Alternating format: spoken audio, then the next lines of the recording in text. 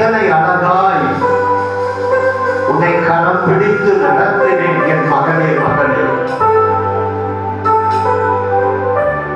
இன்னும் என் மாறாத அன்பினால் உன்னை நான் வலுவாக நடத்துவேன். என் கரத்தை மாத்திரம் நீ பிடித்துக் கொண்டு நடத்துவாய். இந்த அண்ட சராசரத்தில் இந்த பூவுலகில் உன்னை யாரும் எதுவும் தொட முடியாது. மரத்தி கல்லறையாக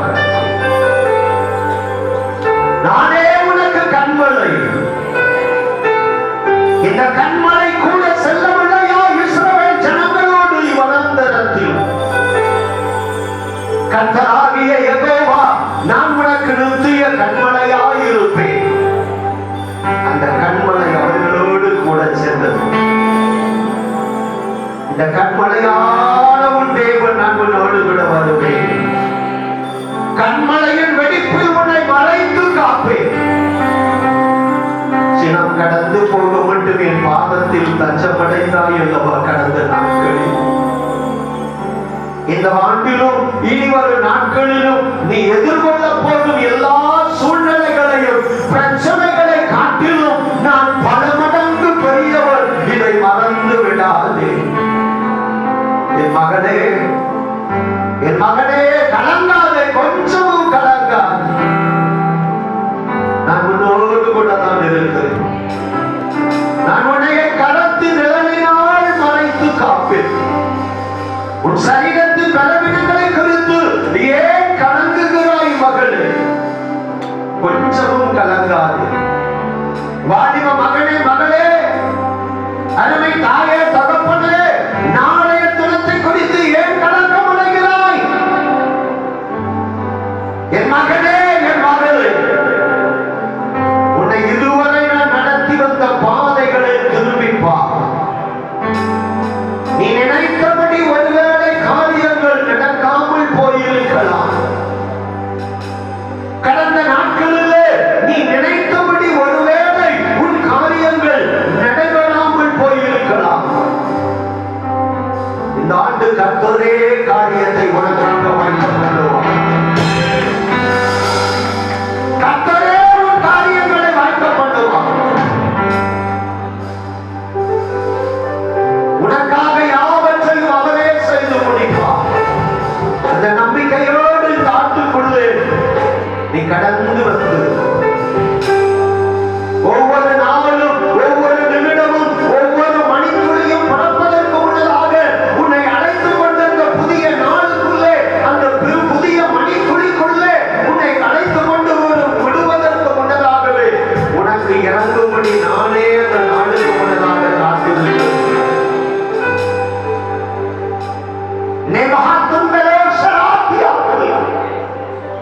எருசலேம் பட்டணத்தை பார்த்து நான் சொல்லவில்லையா? உனக்கு கிடைத்த இந்த நாளில் ஆகியும் ஒவ்வொரு நாளும் நான் உனக்கு ஈவாக தருகிற நாட்கள். இம்மட்டுமா மிஞ்சி வராதே என்று கடலின் அலைகளுக்கு எல்லை வகுத்த தேவன் உன்னை காக்கவில்லையா? இந்த தேவன் என்றென்றைக்கு உள்ள சதா காலங்களில் உன்னுடைய தேவன். மரண பரியந்தம் உன்னை நான் நடத்துவேன். உலகம் கடங்கலாம், உலகம் கடங்கலாம், பெரிய காலம் உண்டாகலாம். எகிப்தில் இருந்தவர்கள்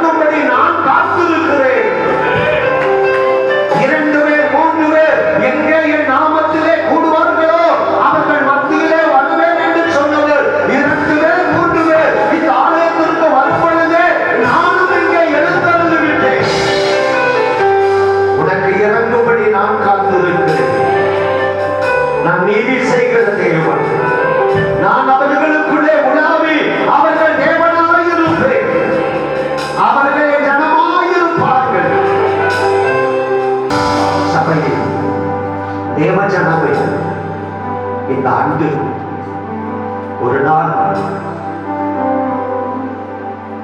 2 ராஜாக்கள் 9ஆம் அதிகாரத்திலே கோபுர தண்டையில் இருக்கிற ஜாமக்காரன் சொன்னான், இதோ ஒரு யெகோவினுடைய கூட்டம் ஒன்று புறப்பட்டு விட்டது. அந்த ரதத்தினுடைய வேகம் யெகோவினுடைய ரதத்தை போல் இருக்கிறது.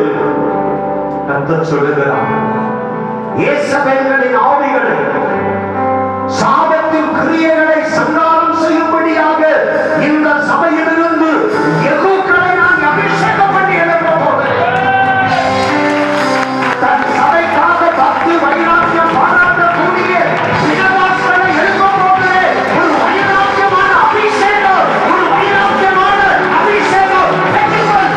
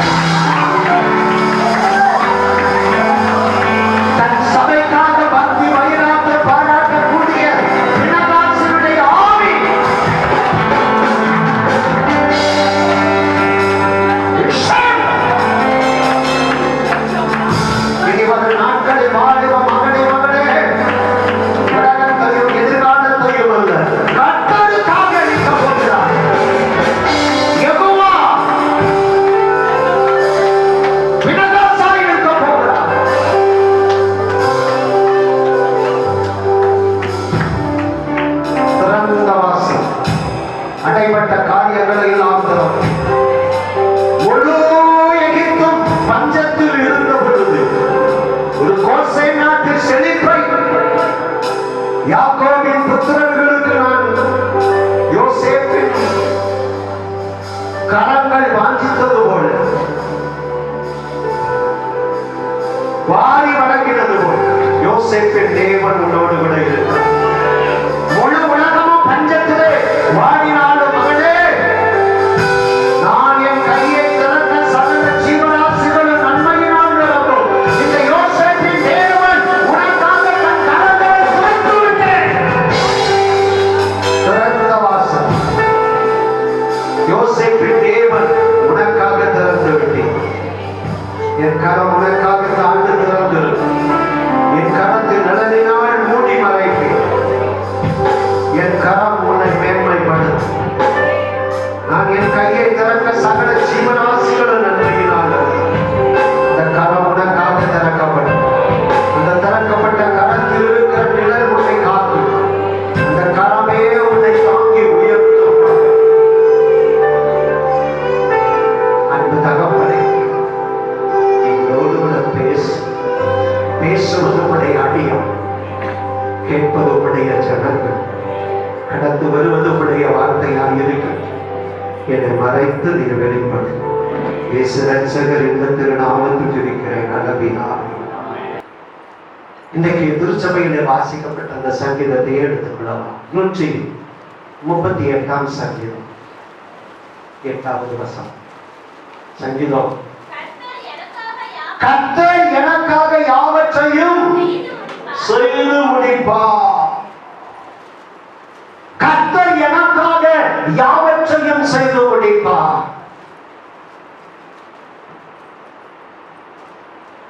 இது தாவீதினுடைய சங்கீதம்.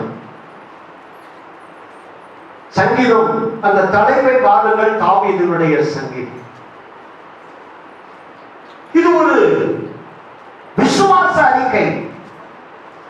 கர்த்தர் எனக்காக யாவற்றையும் செய்து முடிப்பார். 57ஆம் சங்கீதம் 2வது வசனத்துக்கு வரும் பொழுது அந்த சங்கீதக்காரன் அதை ஜபமாக சொல்லுகிறதை பாருங்கள். எனக்காக யாவையும்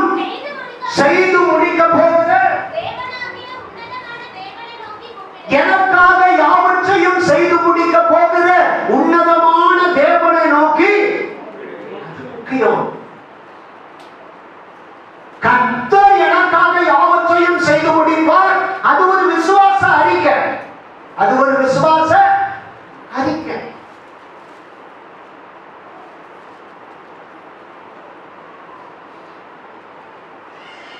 எனக்காக யாவற்றையும் செய்து முடிக்க போகிற உன்னதமான தேவனை நோக்கி கூப்பிடுவேன் என்பது அது அவர் மேல் வைத்திருக்கிற நம்பிக்கை. அது ஜெபம், அது விண்ணப்பம்.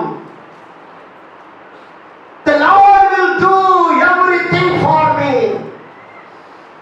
The Lord will do everything for me. கர்த்தர் எனக்காக யாவற்றையும் செய்து முடிப்பார். யோபு சொல்லுகிறான் பாருங்க. யோபுவின் புத்தகத்திற்கு வரும் பொழுது 23ஆம் அதிகாரம் 14வது வசனத்திலே எனக்கு குறித்திருக்கிறதை எல்லாம் அவர் என்ன செய்வார்? நிறைவேற்றுவார்.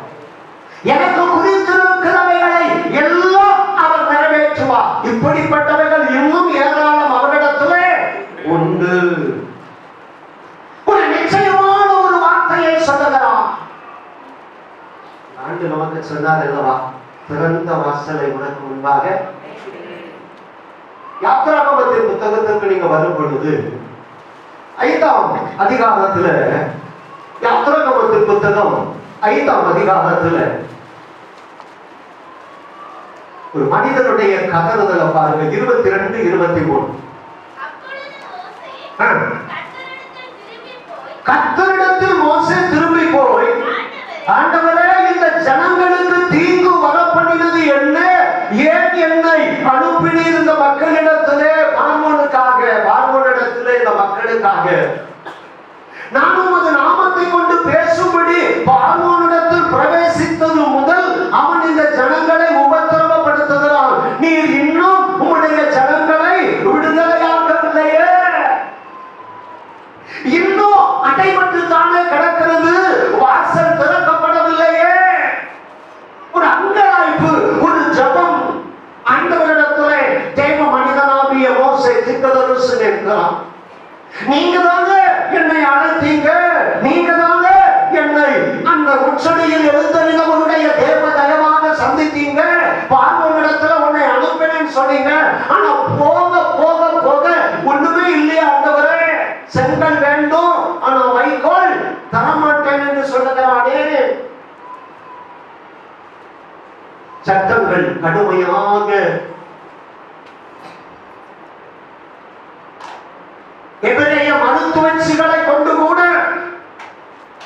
மோசேக்களை அழித்து போடும்படியாக தேவ ஜனங்கள் பெருகுவதை தடை செய்யும்படியான பார்வோனுடைய ஆவிகள் சட்டங்கள் மூலமாக கூட அது மருத்துவச்சிகளையும் வளைத்து தன் திட்டத்தை ரகசியமாக செய்யக்கூடிய விதத்திலே சூழ்ச்சிகளும் வஞ்சனைகளும் ஒரு பக்கம் பார்வோனுடைய ஆவிகள் எழும்பினாலும் கர்த்தர் மோசேயின் அபிஷேகத்தை தன் ஜனத்துக்கும் சபைக்கு விளங்க பண்ணுவார். அல்லேலூயா.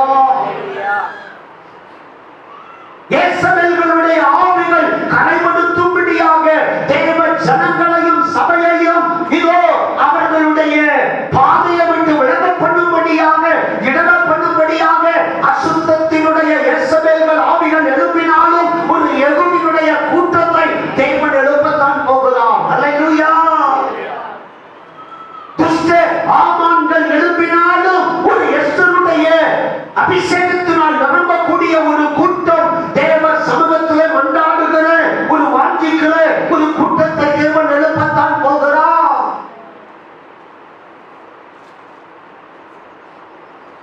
ஏரோதுக்களும் பிளாத்துக்களும் மடிந்துவிட்ட நாட்களிலே திருச்சபையை துன்பப்படுத்த தொடங்குகிற ஒரு காலத்திலே யோவானை எழுப்பினது போல், எச்சரிக்கிற யோவான்களை எழுப்பது போல ஆண்டவர் தன்னுடைய பரிசுத்தவான்களை எழுப்பத்தான் போகிறார். அபிஷேகங்கள் எல்லாம் வெளிப்பட போகிறது 4 விதத்திலே. எஸ்தர் மேல் இருந்த அபிஷேகம், மோசேயின் மேல் இருந்த அபிஷேகம், யெகூவின் மேல் இருந்த அபிஷேகம், யோவான் ஸ்நானன் மேல் இருந்த அபிஷேகத்தை போல ஒரு அபிஷேகத்தை கடிவன் ஊற்ற போகிறார். ஐராக்கியமா எனக்காக யாவற்றையும் செய்து முடிக்க போகிறார். The Lord will do everything. ஆனா இன்னும் அடைபட்டு தானே கிடக்கிறது, இன்னும் நிலைமை மோசமாக தானே ஆகிறது. நடைபெறுகிறது? ஏன் சத்துரு இன்னும் அழைத்துக் கொண்டு இருக்கிறான் என்று நீங்க நினைக்கலாம். மோசேயுடைய நாட்கள் ஏசாயா தீர்க்கதரிசியின் புத்தகம் 51:14 சிறைப்பட்டு போனவன் சிறைப்பட்டு போனவன் தீவிரமாய் விடுதலையாவான். அவன் கிடங்கிலே சாவதில்லை. அவன் கிடங்கிலேயே, அந்த அடிமைத்தனத்திலேயே, அந்த சிறையிருப்பிலேயே, அந்த விலங்கிலேயே அவன் சாவது இல்லை. அவனுடைய அப்பம் குறைபடுவதும் இல்லை. அவனுடைய அப்பம் குறைபடுவதில்லை. இது ஆண்டவருடைய வாக்கு. அல்லேலூயா. சிறைப்பட்டவன் தீவிரமாக என்ன செய்யப்படுவான்? விடுதலையாவான். சிறைப்பட்டு போனவர்களை எல்லாம் நாம சீக்கிரத்திலே இந்த ஆலயத்தில் நாம பார்க்கத்தான் போகிறோம். அல்லேலூயா. ஆலயம் திறந்திருக்கும். அப்படிப்பட்ட ஒரு எழுப்புதல் வரப்போகிறது. இரவும் மகளும் பூட்டப்படாது இருக்கிற ஒரு காலம் வரப்போகிறது. அப்ப ஏன் மோசே ஆண்டவர்கிட்ட கதறான இந்த வாக்குத்தத்தம் அந்த 51:14 எதை சொல்றது? இன்னும் கொஞ்சம் வாசிங்க. சிறைப்பட்டு போனவன் தீவிரமாய் விடுதலையாவான். அவன் கிடங்கிலே சாவதில்லை. அவன் அப்பம் அவனுக்கு இது உண்டு. எகிப்திலிருந்து என் பிள்ளைகள் விடுதலை ஆவார்கள். அவர் புறப்படும் போது பொன்னாடு வெள்ளியோடு புறப்படுவார்கள். அவன் அப்பம் குறையாது. காரணம், பரலோகத்தின் அப்பத்தை நான் கொடுக்க சித்தமாக இருக்கிறேன். அல்லேலூயா. இதுவும் பெரிதவர்களை வச்சிருக்கும் பொழுது இதுவரைக்கும் தலையா இருந்த ஒருத்தன் தான் பண்ண காட்டினான்னு சொல்லி 18 பட்டி நாயும் விரட்டுற மாதிரி ஒருத்தன் நம்பிக்கிறது. தேவன் சகலவற்றையும் அதில் காலத்தில் நேர்த்தியாக செய்வார். தேவனுடைய காலங்களுக்கு காத்திரு மகனே. அந்த வாக்குத்தத்தம் அப்படிதான். சிறைப்பட்டவன் என்னைக்கும் அவன் சிறையிருப்பிலே இருப்பதில்லை, கடனிலே சாவதில்லை. அவன் அப்பம் குறைவுபடாது. இந்த வாக்குத்தத்தம் நிறைவேறிவிடக் கூடாது என்பதற்காக பார்வோனுடைய இருதயத்தை கடினப்படுத்தினாலும் ஒரு நாள் கர்த்தருடைய கரம் வந்தது. அல்லேலூயா. திறந்த வாசலை தன் ஜனங்களுக்காக கொடுத்தார். வேதம் சொல்லுகிறது, பலத்த கையோடு அவர்கள் எல்லாரும் என்ன செய்தார்கள்? புறப்பட்டார்கள். ஒரு கரம் அவர்களுக்காக வாசலை திறந்தது. சங்கீதத்தின் புத்தகம் 37ஆம் சங்கீதம் 5வது வசனத்தை வாசித்து பாருங்க. 37ஆம் சங்கீதம் 5வது வசனத்தை வாசிக்கலாம். சங்கீதம் 37:5 உன் வழியை கர்த்தருக்கு ஒப்புவித்து அவன் மேல் நம்பிக்கையாயிரு. அவரே the Lord shall bring it to pass. கர்த்தரே காரியத்தை என்ன செய்வாராம்? வாய்க்க செய்வார். இங்கேயும் ஒரு நம்பிக்கை. கர்த்தரே திறந்த வாசலை நான் உனக்கு வைத்திருக்கிறேன். அவரே காரியத்தை உங்களுக்கு வாய்க்க செய்ய போகிறார். இது எவ்வளவு ஒரு கன்ஃபார்ம். ஷேர் அப்படினாலே அது கன்ஃபார்மான ஒரு statement. It is a settled act of law. நிச்சயமான ஒரு கிரியை. கர்த்தரே காரியத்தை, உங்க காரியத்தை இந்த ஆண்டு, உங்க குடும்பத்தினுடைய காரியத்தை, உங்க கையில் பிரயாசனுடைய காரியத்தை வாய்க்க பண்ண போகிறது. He is not your friend. உங்களுடைய நண்பர்கள் அல்ல. He is not your relation. உங்களுடைய சொந்த பந்தங்கள் அல்ல. He is not your boss. உங்களுடைய வேலை ஸ்தலத்தில் இருக்கக்கூடிய ஒரு பிரபலமானவர் அல்ல. He is not the wealthy person whom you trust. சமுதாயத்தில் நீங்க நினைக்கிற, நம்பிக்கொண்டிருக்கிற ஒரு உயரமான வசதி படைத்த, பணபலம் படைத்த ஒரு மனிதன் அல்ல. கர்த்தரே காரியத்தை வாய்க்க. இந்த ஆண்டு வாழிய தம்பி கண்டிச்சு தாயே காரியத்தை வாய்க்க பண்ணுகிறவர் ஒரு சொந்த பந்தம் அல்ல, ஒரு நண்பன் அல்ல, உங்க நிறுவனத்தின் தலைவன் அல்ல, சமுதாயத்தில் இருக்கிறவன் அல்ல. அல்லேலூயா. கர்த்தரே காரியத்தை. அதுதான் அவர் சொல்லுகிறார், எனக்காக யாவற்றையும் செய்து முடிப்பார்.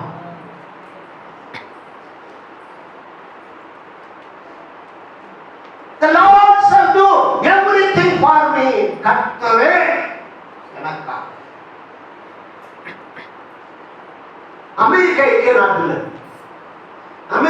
நாட்டுல ஜேம்ஸ் கோல் ஒரு பிரபலமான பெரிய ட்ரில்லியனர், அதாவது கோடிகளுக்கெல்லாம் அதிபதியான ஒரு பிரபலமான மனிதன். ஒரு உண்மை சம்பவம் அந்த புத்தகத்திலே நான் வாசித்த ஒரு காரியம் எனக்கு ஞாபகத்துக்கு வருகிறது. ஒரு பிரபலமான தொழில பெரிய சகாப்தம் கோடிகளை புரளுகிறவர் ஒரு நாள் தன்னுடைய பட்டணமாகிய அந்த வாஷிங்டன் டிசில இருந்து அவர் மேல நியூயார்க் பட்டணத்துக்கு போகிறார். திரும்ப நியூயார்க் பட்டணத்துல இருந்து அவர் தென்பகுதியில வாஷிங்டன் டிசிக்கு வரணும். திடீர்னு தன்னுடைய பர்சனல் அசிஸ்டன்ட் தன்னுடைய காரியதரிசிட்ட சொல்றாரு, ஒரே வேலை வியாபாரம் தொழில்னு அழைச்சிட்டேன்.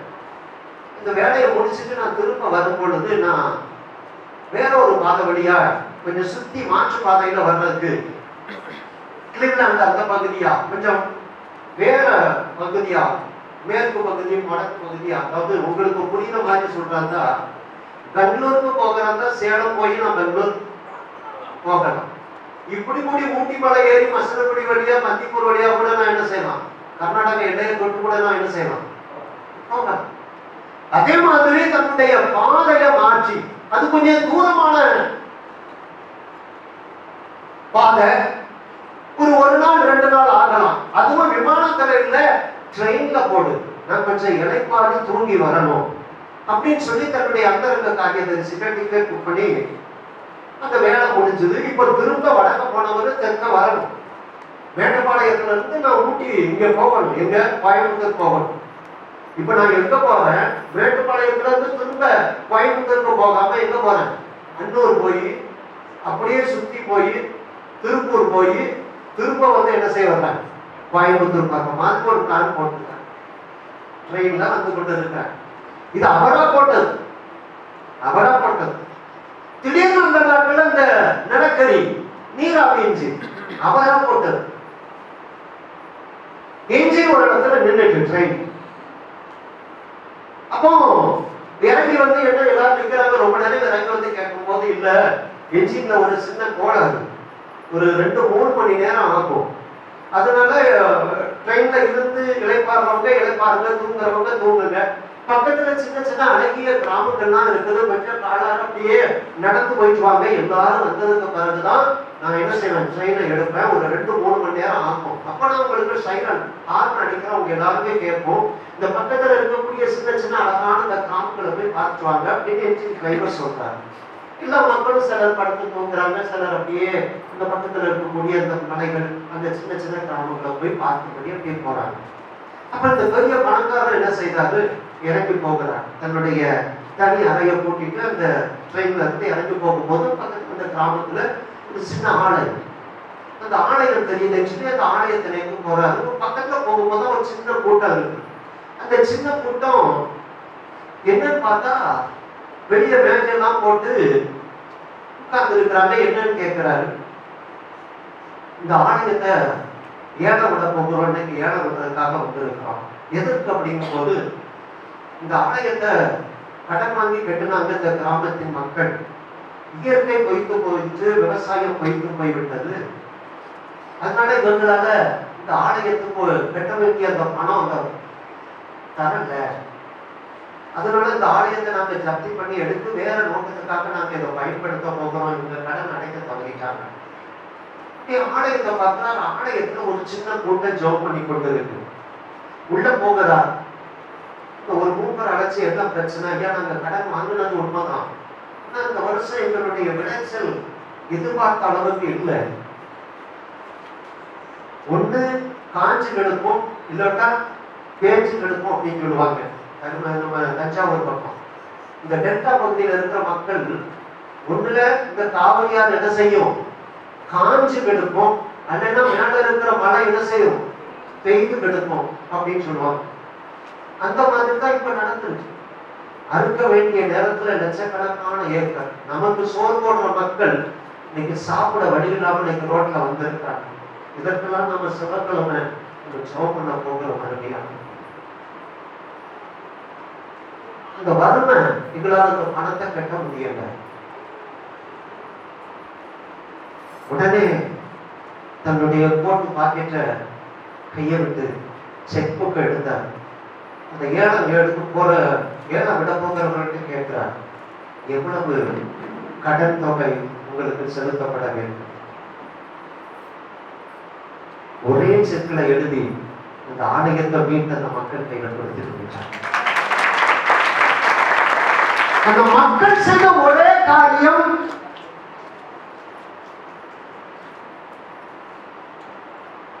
கர்த்தரிடத்திலே ஒரு காரியத்தை என்ன செய், கர்த்தர் மேல் நம்பிக்கையா இருந்து அவரிடத்திலே ஒப்புவி, அவரே காரியத்தை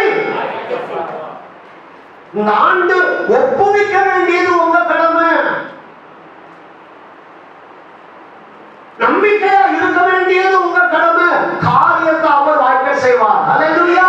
அவர் வாசல்களை திறப்பார். அல்லேலூயா. அல்லேலூயா. எனக்காக யாவற்றையும் செய்து முடிக்க போகிற உன்னதமான தேவன். கர்த்தர் மேல் நம்பிக்கையாயிரு, அவரே காரியத்தை என்ன செய்வார். எனக்கு இந்த காரியம் அப்படின்னு வரும்பொழுது முதலாவது இந்த திறந்த வாசல் உனக்கு வச்சிருப்போம். காரியத்தை இந்த வருஷம் நான் வாய்க்க பண்ணுவோம், வாசல்கள் வழிகள் திறக்குங்கிறாரே.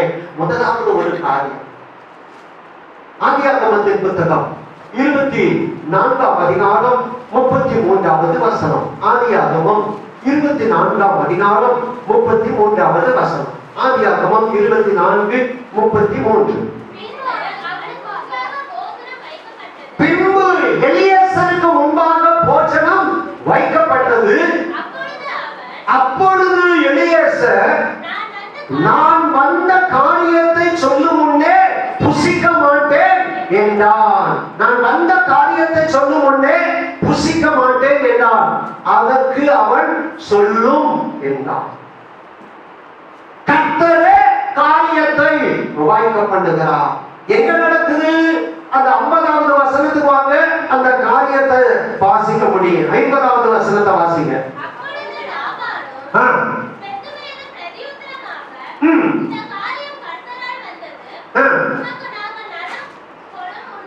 இந்த காரியம் கர்த்தரால், இந்த சம்பவம் நமக்கு தெரியும். எலியாசர் இந்த பெத்துவேலுடைய வீட்டுக்குள்ளே வருகிறான்.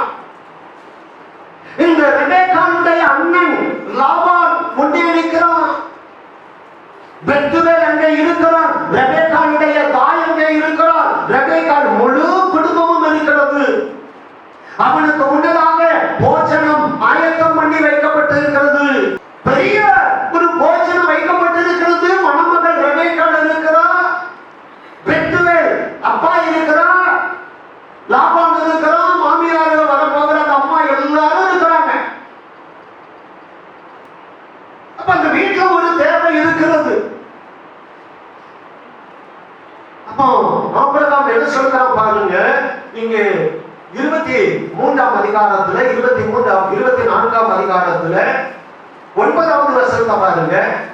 24. அப்பொழுது அந்த ஊழியக்காரனாகிய எலியாசர் தன் கையை தன் எஜமானாகிய ஆபிரகாமினுடைய தொடைக்கு, இப்ப நம்ம தலையில அடிச்சு சத்தியம் பண்றோம், தலைமையில அடிச்சு கையில நம்ம வச்சு சத்தியம் பண்றோம். அதே மாதிரி அந்த நாட்கள்ல அந்த யூத கலாச்சாரம், அந்த பண்பாடு எப்படின்னா தொடையில அடிச்சு என்ன செய்வாங்க, சத்தியம் பண்றாங்க. தொடையில கை வச்சு சத்தியம் பண்ணுறான். இந்த காரியத்தை குறித்து அவன் என்ன செய்கிறான், ஆணையிட்டு கொடுக்கிறான். ஆணையிட்டு கொடுத்தது மாத்திரமல்ல, 42வது வசனத்துல அந்த வீட்டுல வந்து ஒரு சாட்சி சொல்லுகிறான். என் எஜமானாகிய ஆபிரகாமின் தேவனாகிய கர்த்தரே, என் பிரயாணத்தை நீர் இப்பொழுது வாய்க்க பண்ணுவீரானால். 45வது வசனத்துல பாருங்க, நான் இதை என் இருதயத்திலே சொல்லி முடிக்கும் முன்னே.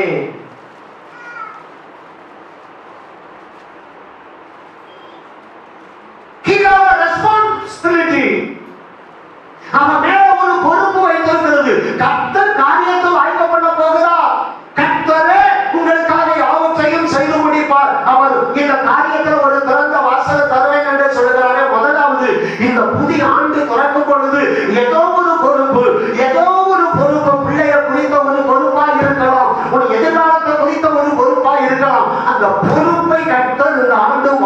செய்ய போகிறார். அல்லேலூயா.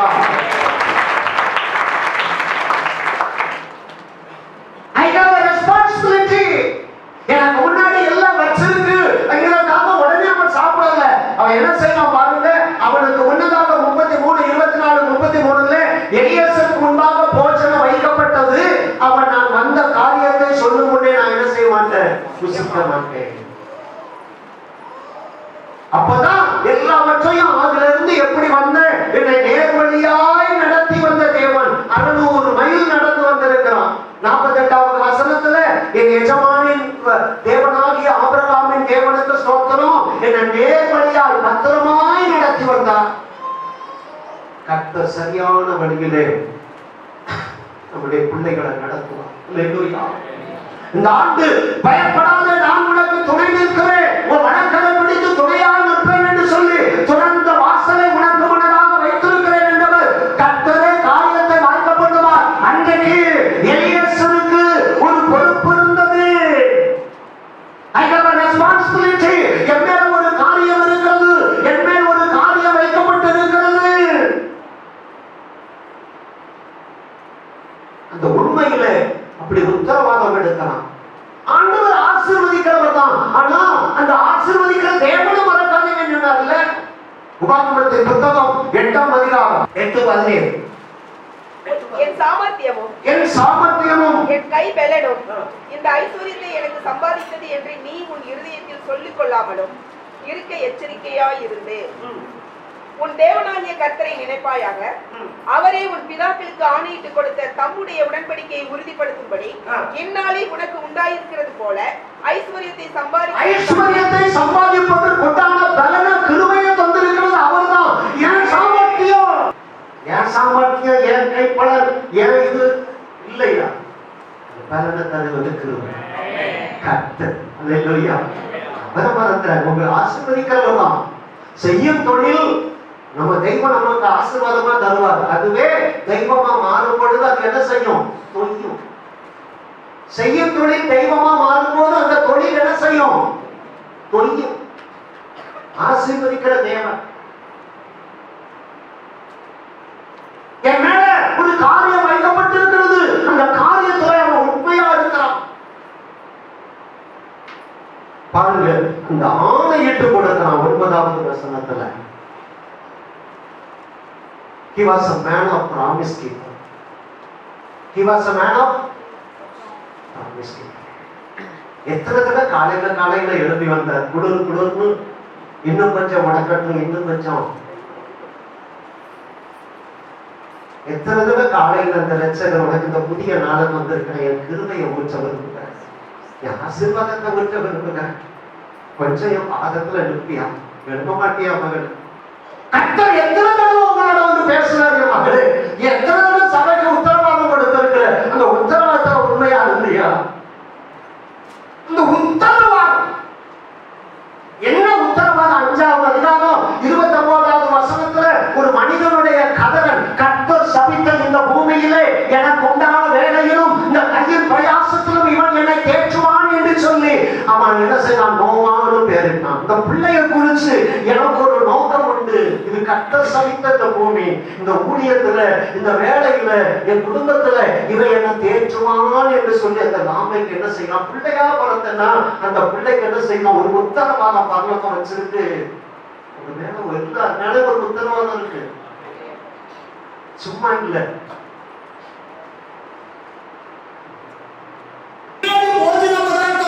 வைக்கப்பட்டிருக்கிறது. ஆனா என்ன ஒரு கடமை இருக்கிறது.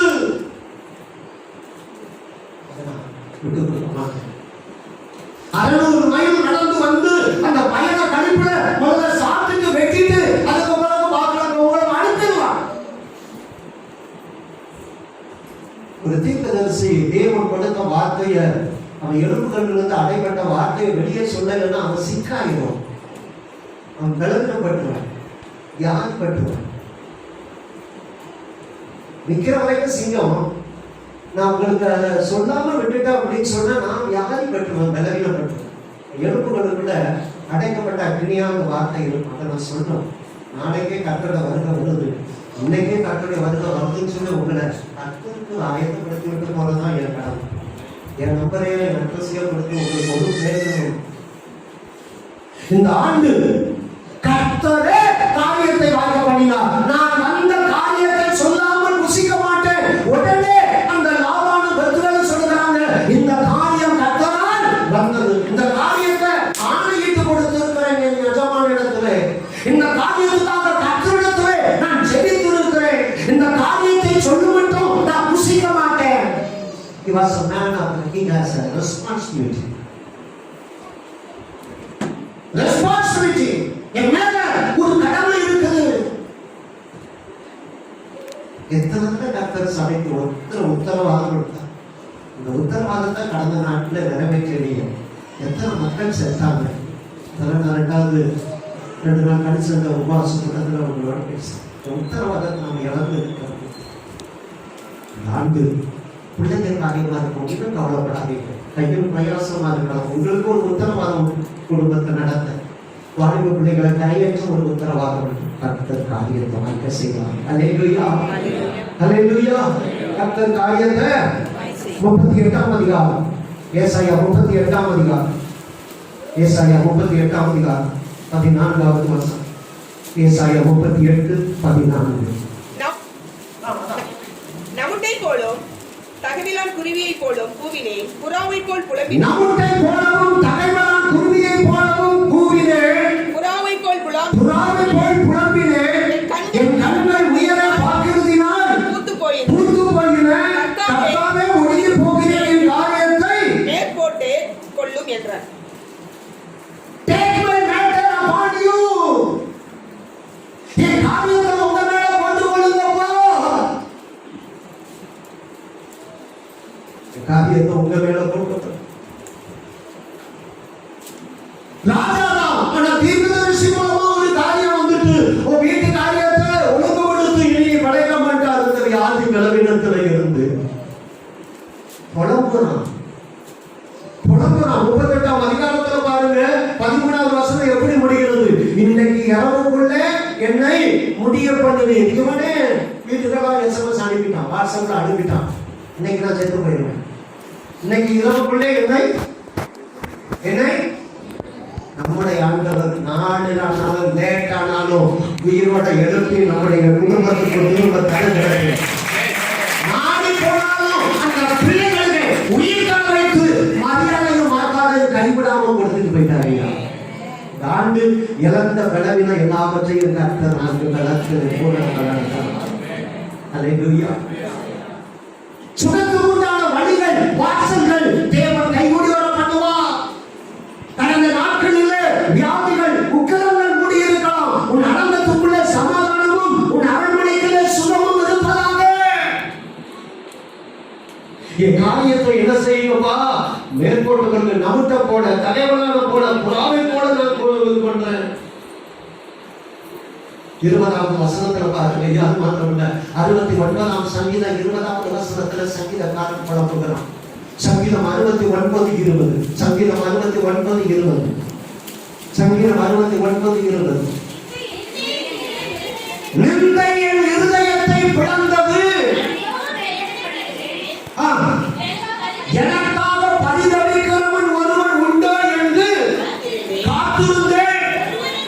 ஒருவன் எனக்காக பரிதவிக்கிறவன் இந்த பூமியிலே ஒருவனாகிலும் உண்டோ காத்திருந்தேன். நம்ம சந்தோஷமா இருக்கும் போது, கொண்டாடும் போது, ஆடும் போது நிறைய பேர் இருப்பாங்க. அழும்போது தனியா நம்ம தான் அழுவோம். அழும்போது கண்ணாடியை மாதிரி, கண்ணாடியை பாருங்க, கண்ணாடி மாதிரி நம்மை போல எழுதுறது, நம்மை போல அழுகிறது உலகத்துல நிறைய அதை கடுத்து கர்த்தர் அல்லேலூயா. தீர்க்கதரிசி மூலமாவே வந்துட்டு கடந்த நாட்கள் வியாதிப்பட்ட நேரத்துலலாம் நான் இல்லை, எத்தனையோ பேர் இந்த கொரோனாவில் சில வாசிப்பவர்கள், சில தேவ பிள்ளைகள் என்ன பேசணும் என்ன செய்யறதே தெரியல. வீட்டுக்குள்ள தனிமையா என்ன அடைச்சிருக்காங்க. மனைவி பிள்ளைகளை பார்க்க முடியல. வலுக்கட்டாயமா என்ன பாருங்கள் பண்ணியிருக்கிறான். கடைசி போனா ஒரு சகோதரன், ஒரு டாக்டர், மனைவி டாக்டர், பிள்ளைகளை திருமணம் ஆயத்தம் பண்ணின நேரத்தில் அந்த கொரோனா வந்துட்டு பிள்ளைகள்கிட்ட சொல்றாரு, நான் எடுத்துக்கிற அந்த புது ட்ரெஸ்ஸையே மற்ற திருமணத்துக்கு முன்னதாக நான் இறந்துருவேன், அதையே எனக்கு வஸ்திரமா போடுங்க. பிள்ளைகளுக்கு திருமணத்துக்கு எடுத்த பட்டு வேஷ்டியும் பட்டு சட்டையுமே எனக்கு போட்டு கல்லறை வைப்பேன். அப்படி மரணத்தின் எல்லைக்கு மேல போனவங்க நான் போட் பண்ணியிருந்தாங்க. ஆனால் ஒன்று உன்னதமான வேலை மாறியது. சர்வப்பட்டவர்களுடைய விளையாடுகளை மாற்றலாம். சொல்லுகிறான், நான் இன்று இரவுக்குள்ளே தேவன் என்னை முடிய பண்ணுவார். 13வது வசனத்துல சமாதானத்துக்கு பதிலாக மகா கசப்பு வந்தது, எனக்காக பரிதவிக்கிறவன் உண்டோ என்று காத்திருந்தேன்.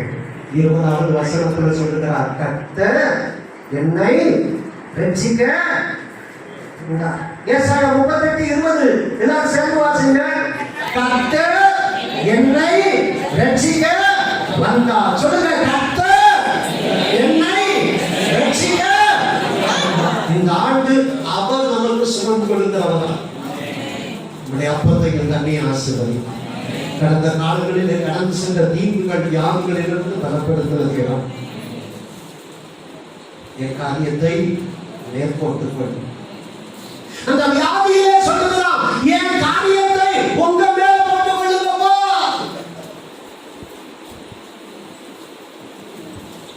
Take my matter, take my thing upon you. மரணத்தின் நாட்களை என்ன பலவீனமான நாட்கள். நம்முடைய ஆண்டவர் சுமந்திருக்கிறவர் மாத்திரமல்ல, ஆயுசு நாட்கள் கொடுக்கப்படுகிறார். ஆண்டவர் நாட்களோடு நாட்களை கூட்ட போகிறார். எத்தனை பேர் நான் விசுவாசிக்கிறீர்கள்? தேவனே சொல்லுங்க, தேவனே பாதி வயதில் என்னை எடுத்துக் கொள்ளாதையும். சொல்லுங்க, பாதி வயதில் என்னை. ஜபத்தை சொல்லு. கர்த்தரே காரியத்தை வாய்க்க பண்ணுவா.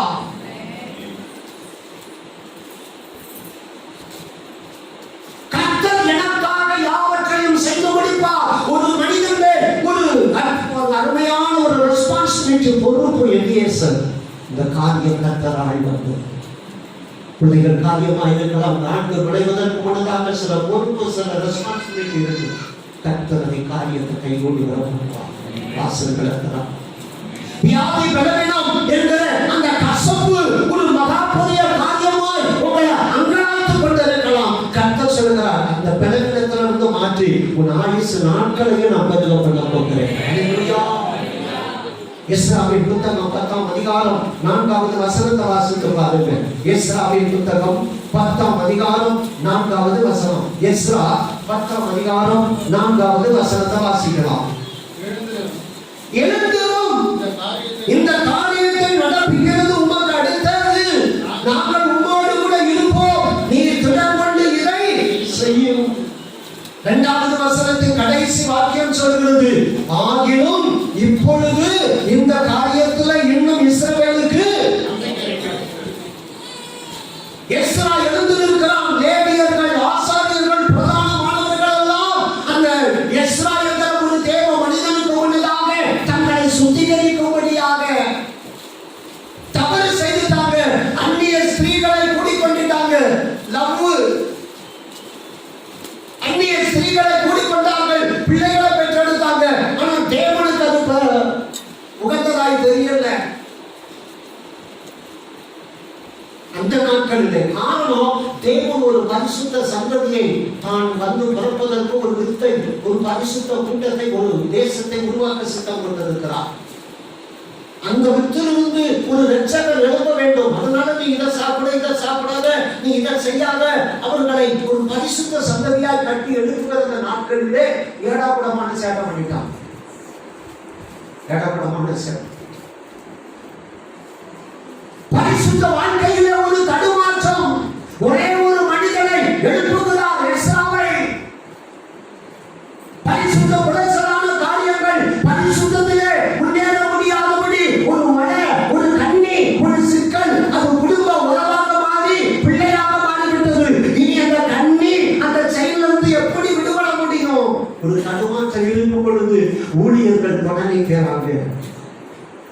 இந்த காரியத்தை நடப்பிக்கிறது உனக்கு அடுத்தது மாத்திரம் இல்ல, உம்மோடு கூட நாங்களும் இருப்போம். நீ திடன் கொண்டு இதை செய்யும் ஒரு சுத்திகரிப்பு நடக்கிறது.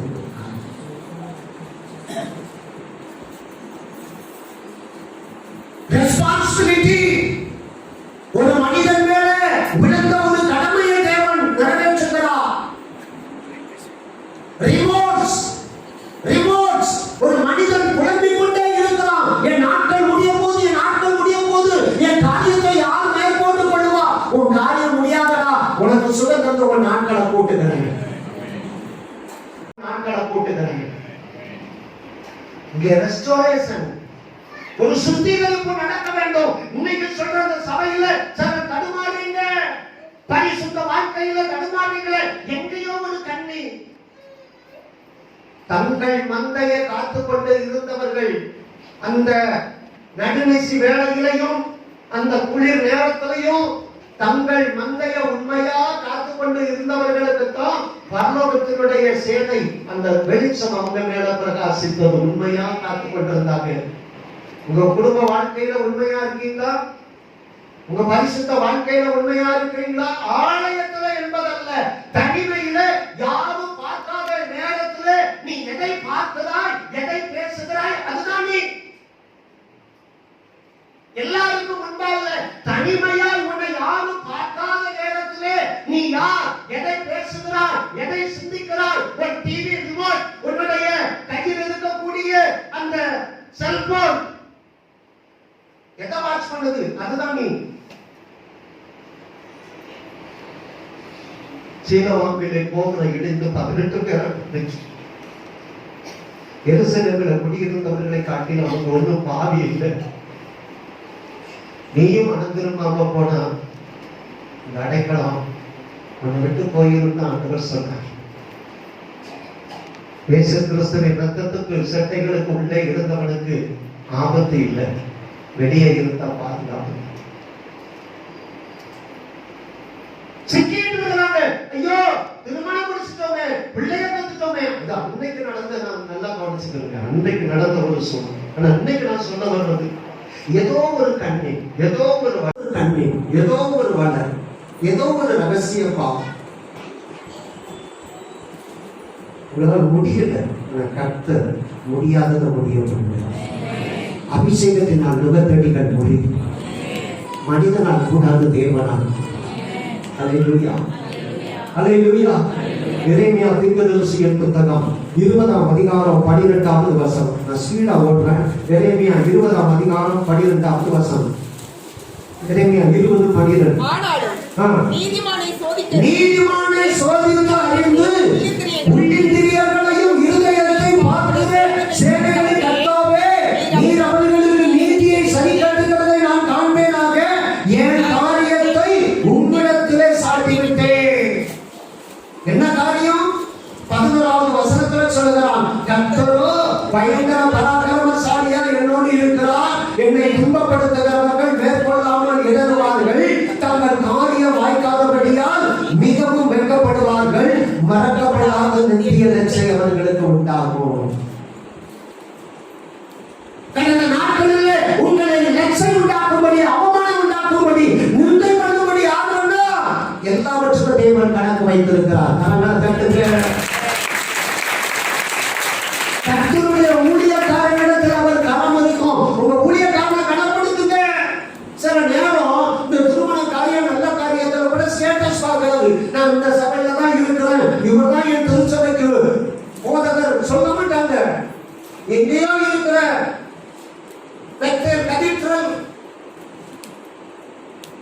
எதையாவது ஒன்று சொல்லிடுவாங்க ஸ்டேட்டஸுக்காக.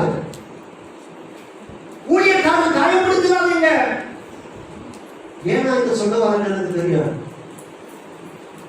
கர்த்தருடைய ஊழியருக்கு உண்டான கணக்கு. அதே நேரத்தில் சபைக்காக இந்த திருச்சபைக்கு வந்ததுனால ஒரு சொந்த வந்த சமுதாயத்துல எவ்வளவு வேதனை பட்டிருப்பீங்க, காயம், கண்கடிப்பட்டிருப்பீங்க, நிந்த அவமானம், எல்லாவற்றையும் இன்னைக்கு கர்த்தரிடத்துல ஒப்பு கொடுக்க போகிறோம். எல்லாவற்றுக்கும் கர்த்தர் பதில் செய்ய போகிறார்.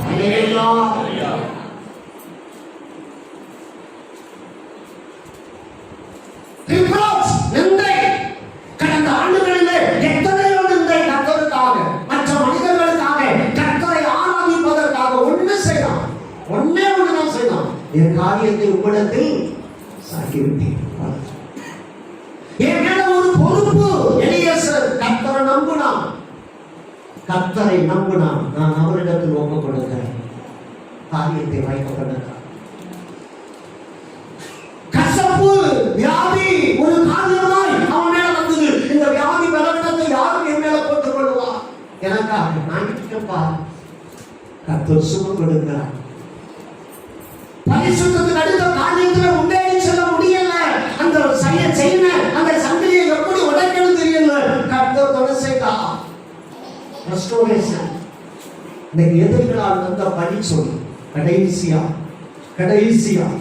எனக்கு அருமையானவர்களை யாத்ராகமம் 9 யாத்ராகமம் 9ஆம் அதிகாரம் 5வது 6வது வசனம். யாத்ராகமம் 9:5, 6. யாத்ராகமம் 9:5, 6. கர்த்தர் இந்த காரியத்தை தேசத்தில் செய்வார் என்று சொல்லி கர்த்தர் ஒரு காலத்தை குறித்தார் என்றும் எபிரேயருடைய தேவனாகிய கர்த்தர் சொல்லுகிறார் என்றும் அவரிடத்தில் சொல் என்றார். மறுநாளில் கர்த்தர் அந்த காரியத்தை செய்தார். சொன்னதை செய்யும் அளவும் அவர் கைவிடுகிற தேவன் அல்ல. அல்லேலூயா. இந்த ஆண்டு கர்த்தர் சொன்னதை செய்வார். அல்லேலூயா. அவர் சொன்னதுதான். திறந்த வாசல் உனக்கு முன்பாக. இதோ இன்னொரு வாதை நாளைக்கு உண்டாக போகிறது. கர்த்தர் ஒரு காலத்தை குறித்தார். இஸ்ரவேலில் இருக்கிற மிருகங்கள் எல்லாம் எகிப்துடைய மிருகங்களுக்கு ஒரு வித்தியாசம். எதிரிகளுடைய மிருக ஜீவன்கள் சாக போகும். கர்த்தருடைய பிள்ளைகளுடைய உடைமைகள் ஜீவன்கள் பாதுகாக்கும். சொன்னபடியே மறுநாளிலேயே கர்த்தர் அதை செய்தார். அல்லேலூயா. ரிவைவல் எழுப்புதலை குறிக்கிறார். சொன்னபடியே மறுநாள் அந்த காரியத்தை கர்த்தர் செய்தார். எல்லாரும் எழுந்து நிற்கலாம். எல்லாரும் எழுந்து நிற்கலாம். எல்லாரும் எழுந்து நிற்கலாம். எல்லாரும் எழுந்து நிற்கலாம். இத்தனை கிருபைகள் நித்தமும் அருளிய கர்த்தரை கொண்டாடுவேன். இத்தனை கிருபைகள் நித்தமும் அருளிய கர்த்தரை கொண்டாடுவேன். சொல்லுங்க.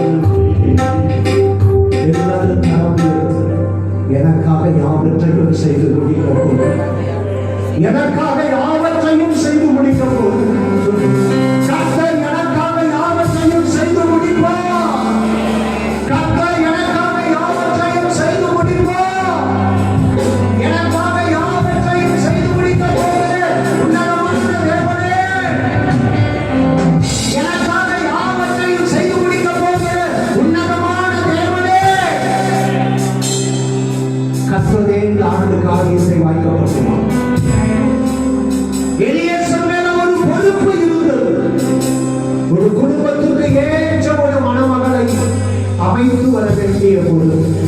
இந்த ஆண்டு திறப்பதற்கு முன்னதாக இந்த ஆண்டு ஆரம்பத்திலேயே ஒரு பெரிய பொறுப்பு பிள்ளைகளை குறித்து ஏதோ ஒரு பொறுப்பு உங்கள் நிலையில் இருக்கிறதோ கர்த்தர் இந்த காரியத்துக்கு ஆண்டு வாய்க்கப்பட்ட போது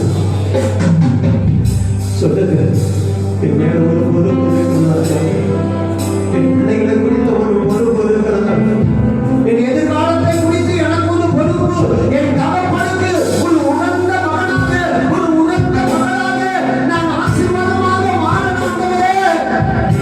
பஞ்ச காலத்திலே யோசேப்பு களஞ்சியங்களை திறந்தது போல என் குடும்பத்துக்கு நான் பணிகளக்க வேண்டிய கடமை. இந்த பொறுப்பை தேவன் கைகூடி வரப்படுகிறார். கர்த்தர் காரியத்தை வாய்க்க செய்கிறார். நாளை காலை அதிகாலை பார்க்க முடியுமோ? இன்றைக்கு எனவே என் ஜீவன் போய்விடுமோ? எத்தனை நாட்களுக்கு இந்த வியாதி, எத்தனை நாட்களுக்கு இந்த மருந்து இன்சுலின் மாத்திரை, எத்தனை நாளைக்கு இந்த சிறுநீரக பிரச்சனை, எத்தனை நாளைக்கு இந்த அல்சர் பிரச்சனை, எத்தனை நாளைக்கு இந்த நரம்புகளில் பலவீனத்தோடு, எத்தனை நாளைக்கு இந்த வாத பிரச்சனை, எத்தனை நாளைக்கு இந்த அலர்ஜி, மூச்சு திணறல். இன்றைக்கு கர்த்தர் அத்திப்பழ அடையை எடுத்து பச்சு போட வைத்தது போல அந்த தனக்குள்ள கரமே பச்சாக வருகிறது. அந்த தனக்குள்ள கரமே அத்திப்பழ அடையால் உன் சரீரத்தில் இறங்கி வருகிறது.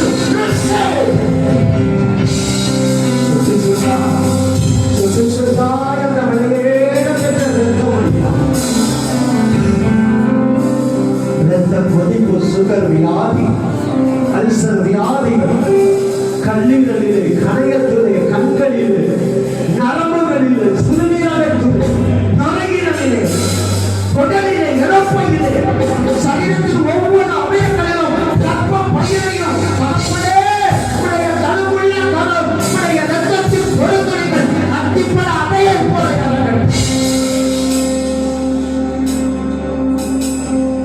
காரியத்தை யார் மேல் போட்டுக் கொள்ளுவார்? மகனே, 2000 வருடத்துக்கு முன்னதாக ஒரு பாடுகள், நோய்கள், பலவீனங்களை சிலுவையிலே சுமந்தவர். பிள்ளைகள் அப்பமாக சுகத்தை உனக்காக சம்பாதித்தவர் உன் அருகில் தான் இருக்கிறார். ஏன் ஆண்டவரே, நீங்க உங்க தனக்குள்ள கருத்தை வையுங்கப்பா. மருந்து மாத்திரைக்கு செலவழிச்சது போது அறிவு தம்பி எஸ்ராவுக்கு முன்னதாக இஸ்ரவேல் மூப்பர்கள் எல்லாம் எழுந்து இந்த ரெஸ்டோரேஷன், இந்த திரும்ப கட்டுதல், இந்த பரிசுத்தத்துக்கு அடுத்த காரியங்களிலே நாங்கள் துணை நிற்போம். இந்த சுத்திகரிப்பு எங்களை ஒப்புக் கொடுக்கிறோம். அந்த தவறு செய்துட்டோம், கர்த்தரை துக்கப்படுத்திட்டோம். ரகசிய வாழ்க்கை, அந்த நம்ம வாழ்க்கை கர்த்தருக்கு பிரியமா இல்லை. உண்மையா ஒப்பு கொடுத்து தங்களை பரிசுத்தப்படுத்த கர்த்தருக்கு செய்யலாம். நான்கு கர்த்தருடைய இரத்தம் பரிசுத்தமாக இருக்கிறார். உன்னால விட முடியாமல் இருக்கிற அந்த தவறான காண்டை, அந்த தவறான அந்த நீ தேவ சுத்தம் என்று நினைக்கிறதெல்லாம் அதுவல்ல. உன் இருதயத்தில் விருப்பம்.